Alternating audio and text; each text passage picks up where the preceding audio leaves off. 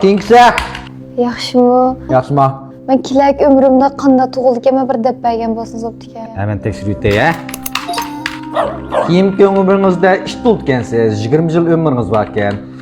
Uning har kuni mush o'ylarim qarab, uyning egisininki qaytib kelishini kutib o'tirgansiz.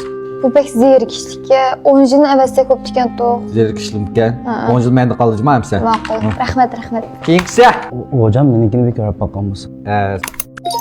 Sen maymun bo'lgansan, 30 yil umr ko'rgansan, mush ko'pchilikni xo'shal qilib kishilarning ko'nglini tizgansan. Ojo, o'ynimda ichini chiqib, menikidan monjil iltilar hocam.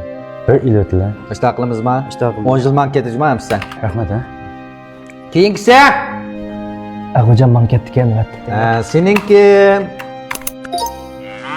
kalı bo'ladikansan, uninkidan 60 yil umr ko'rgansan, lekin yil bu yag'dirib kuning o'tadigan.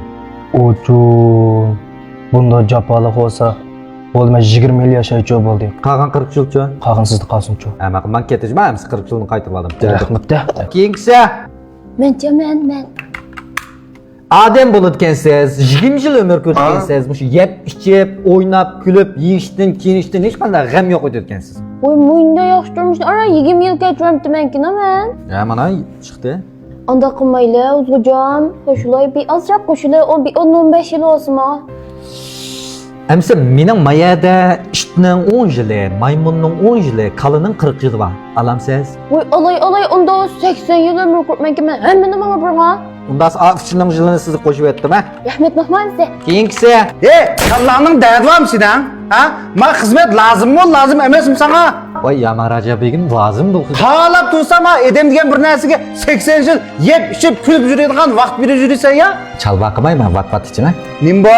Vat to'qsuya, ag'anda to'qqashlaydi.